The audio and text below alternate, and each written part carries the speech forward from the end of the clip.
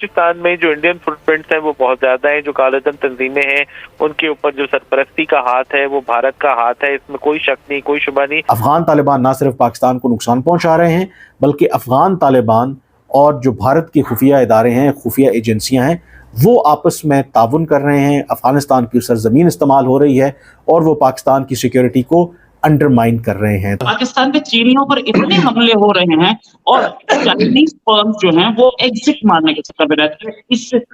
इस बार 2 firms exit मार रही हैं, काम वाइंड अप करके जा रही है। काम करना उन्होंने अभी बंद कर दिया है, वहीं पे लॉकडाउन टाइप सिचुएशन है। पाकिस्तानी अखबार डॉन ने सूत्रों के हवाले से लिखा है कि इस हमले के बाद 2000 से अधिक लोगों को काम से भी निकाल दिया गया है। आगे कुआं पीछे खाई, तो हम तो फंसे हुए हैं। चाइना से कर्जे लें तब भी मुश्किल में है, ना लें तो इतनी आबादी है, इंफ्रास्ट्रक्चर कैसे होगा, तरक्की कैसे होगी, बहुत सारे मसले बने। वो भी आए थे कि इनको सोने और चांदी की सड़कें बना के देंगे। पता ये लगा कि पाकिस्तानियों ने सोना चांदी निकाल के देंगे। ये हालत है पाकिस्तानियों की कि अब चीनी भी हैरान है कि यार हमें चूना लगाने वाला भी कुछ चूनाबाज निकला। तो हमने भी बड़ी ज्यादतियां की हैं, इसमें तो कोई शक नहीं है। ना कारगिल होता, ना जो मुंबई के वाकयात होते, ना बाकी वाकयात होते, तो बहुत सारी और चीजें भी ना होती। अमेरिका ने अपना चॉइस कर लिया, ठीक है, अमेरिका ने कर लिया अपना चॉइस। उन्होंने कहा कि जनाब हमारी तो रहेगी मोदी के साथ दोस्ती, ये दोस्ती हम ना तोड़ेंगे। तो उसके बाद पाकिस्तान के पास दूसरा ऑप्शन है ही नहीं कि उन्हें दूसरी पार्टी को पकड़ना। पाकिस्तानी फोर्सेज आप क्या चाहते हैं, क्या क्या करें? मतलब वो लोगों के बेडरूम की वीडियो भी बना रहे हैं, वो भी रिलीज करते जा रहे हैं बेचारों। कभी इमरान खान की, कभी किसकी क्रिकेट सिखा रहे हैं, मटर छील रहे हैं, सीमेंट बना रहे हैं, पैम्पर बना रहे हैं। आप क्या डायपर भी बनाते हैं और चेंज भी करते हैं। सर पैसा तो बहुत दिन से ले रहे हैं हम, IMF से भी ले रहे हैं, वर्ल्ड बैंक से भी ले रहे हैं, चाइना, सऊदीया, कहीं हमने छोड़ा नहीं पैसा लेना, सिर्फ इंडिया से अभी तक नहीं ले पाए। लेकिन तरक्की तो हमें कहीं होती दिखाई नहीं दे रही। सिक्योरिटी का काम जिनका है वो अगर क्रिकेट टीम को क्रिकेट सिखाते रहेंगे, वो बाकी के अपने बिजनेसेस चलाएंगे, तो फिर ये आखिर कैसे सिक्योरिटी मिलेगी? जाहिर है कि चाइना के साथ ये फर्स्ट टाइम तो नहीं हुआ कि इंजीनियर्स मारे गए। कैसे लोग कह रहे हैं कि लोगों को पता कैसे लगा कि इस्लामाबाद से कोई गाड़ी जो है वो दासू की तरफ जा रही है और उसके बाद रोका नहीं गया, और इस तरह के हादसे बार बार हो रहे हैं, एक फर्स्ट टाइम नहीं है। तो जाहिर है कहीं ना कहीं पे सिक्योरिटी के जो है, जो आर्मी वगैरह एजेंसीज, उनकी गलती नहीं लग रही आपको? जय हिंद दोस्तों। तो इस वीडियो में बात हो रही है जो चीन के नागरिक सीपैक के काम में पहले गए थे, मतलब उन्हें मार दिया गया था, उनकी मौत हो गई थी।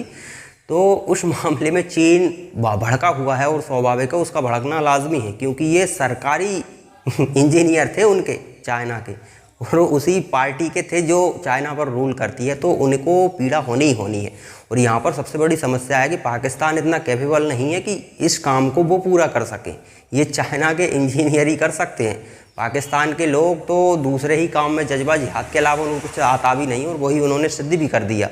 अब यहाँ पर अब आप देखिए कि हमने अमेरिका को डिप्लोमेट्स को तलब किया था, तो हमारे प्रधानमंत्री तो उनसे बात नहीं कर रहे थे। पाकिस्तान के प्रधानमंत्री को तक चाइना का डिप्लोमेट बुला रहा है और धमकियां दे रहा है। तो आप अंदाज़ा लगाइए कि वो देश जो बातें करता है कि हम दुनिया में सबसे महान, जज्बा जिहाद करता नहीं क्या क्या करते हैं, उन्हें चाइना का डिप्लोमेट उनके प्रधानमंत्री को बुला रहा है, उनके आर्मी चीफ को बुला रहा है और धमकियाँ दे रहा है। ये क्या कर रहा है? हालांकि यहाँ पर पाकिस्तान के लिए बुरी खबर है। वो बुरी खबर ये है कि जिस जगह पर चीनी नागरिक मारे गए हैं, उस जगह पर सीपैक का सबसे ज़्यादा और सबसे तेज़ी से काम चल रहा था। वो काम फिलहाल के लिए, आगे भविष्य में कह नहीं सकते, फिलहाल के लिए चाइना ने पूरी तरह से बंद कर दिया है, क्योंकि चीन के वो सरकारी इंजीनियर थे जो मारे गए हैं। तो ये चाइना के लिए बहुत शर्मनाक खबर है, क्योंकि पूरे देश से दबाव आता है उनके ऊपर, तो उनके लिए तो समस्या होनी होनी है। लेकिन चीन फंस गया है। चीन बहुत गलत देश में फंस गया है। उसने सोचा कि इनके ज़रिए हम अमेरिका को भी टारगेट करेंगे, क्योंकि पहले तो अमेरिका के पाले में था पाकिस्तान पूरी तरह से, तो अमेरिका को भी टारगेट करेंगे और साथ में हम भारत को भी इससे निशाना बनाएंगे। लेकिन इनको पता नहीं था कि ये पाकिस्तान है, पाकिस्तान ऐसे कई चाइना निपटा देंगे ये लोग कुछ अपने देश का भला सोच ही नहीं सकते। सीपैक से हालांकि इनको बहुत उम्मीदें थी, लेकिन कुछ ऐसा खास है नहीं। ना जाने billions of dollar, 100 200 billions of dollar आपके पास आ गए, पता नहीं चला वो पैसा कहाँ चला गया। ये सीपैक आपके देश की क्या किस्मत बदलेगा। तो ये भ्रम में है सिर्फ अपने देश की जनता को चूरन डालने के लिए कि बस सीपैक बन गया तो हमारी दिन सुधर जाएंगे। होना जाना कुछ नहीं, सीपैक बन भी गया और बन कहाँ से गया, अब तो पूरी तरह से काम रुक चुका है उसका। और अब क्या बनेगा भविष्य में, क्योंकि पाकिस्तान तो दिन ब दिन और भी बुरी हालातों में डूबता जा रहा है। कहते हैं ना कि नाक से ऊपर पानी चला गया, यहाँ तो नाक से कई 100-200 फुट ऊपर पानी है। तो अब तो संभावना ही नहीं है पाकिस्तान की पटरी पर आने की, और ये अभी भी उम्मीद लगाए बैठे हैं, गजब के लोग हैं। तो चलिए पाकिस्तान का मीडिया आगे और क्या कहता है वो देखते हैं। सीपीईसी आएगा तो सड़कें सोने की बन जाएंगी, चांदी की बन जाएंगी। ये सीपीईसी तो बंद होता दिख रहा है। ये हमले क्या चाइना पुल आउट कर रहा है? नहीं, मुझे लगता नहीं कि चाइना पुल आउट करेगा, इसलिए कि पिछले इतने 10 साल से जो ये प्रोजेक्ट्स चल रहे हैं बार बार रोके जाते हैं। इससे पहले भी 2021 में शायद 1 साल के लिए काम बंद हो गया था जब अटैक उस वक्त हुआ था, 11 लोगों की जानें गई थी। तब भी चाइना जो कुछ दिन 1 साल के लिए शायद काम बंद हुआ था, उसके बाद फिर शुरू हो गया। तो ये चीजें यहाँ पे चलती रहती है और चाइना को बहुत अच्छे से मालूम है कि पाकिस्तान में इस तरह के अटैक्स किए जाएंगे या होते हैं। मगर बात सारी ये है कि जाहिर है इतनी इन्वेस्टमेंट लगी है और कई लोग नहीं चाहते, जिसमें कि बलूचिस्तान के लोग भी हैं और भी कई जगह के लोग हैं जो चाहते हैं कि ये प्रोजेक्ट कंप्लीट ना हो।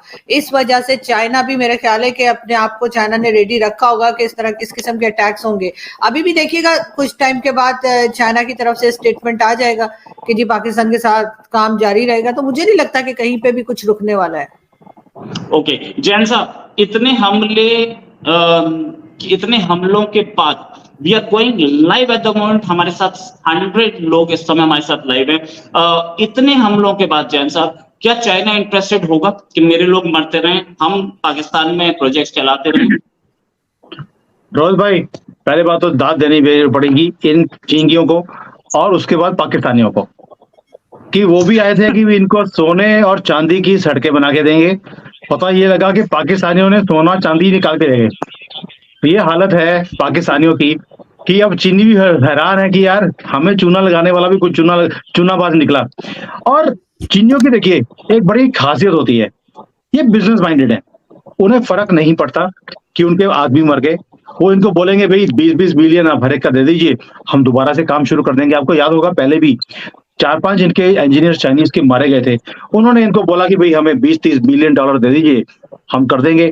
ये भी पाकिस्तानी है, इन्होंने भी नेगोशिएट कर दिया कि आप 1 बिलियन दे दीजिए, 1 बिलियन में से हम 20 आपको वापस कर देंगे। तो ये हालत है, ये सारा नेगोशिएशन चलता रहेगा, ये ऐसा ही काम चलेगा। आरजू जी बिल्कुल सही कह रही है, ये काम रुकने वाला नहीं है।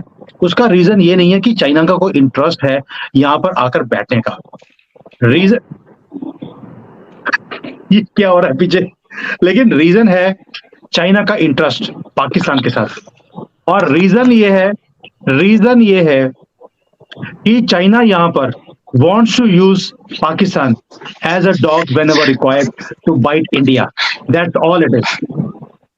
इसलिए ये काम चलता रहेगा, कभी रुकेगा नहीं। राइट। तो दोस्तों पाकिस्तान के लिए भी बुरी खबर है और ये चाइना के लिए भी बुरी खबर है। सीपैक के काम के रुक जाने से पाकिस्तान को जो उम्मीद थी वो पूरी तरह से टूट गई। हालांकि उससे कुछ होता ना होता, लेकिन एक उम्मीद बहुत मदद देती है सरवाइव करने के लिए, तो वो उम्मीद पाकिस्तानियों की टूट गई।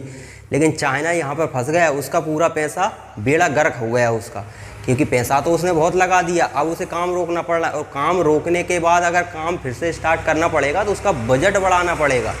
सीपैक में ऑलरेडी जो अनुमानित बजट था उससे ज़्यादा ये लोग लगा चुके हैं।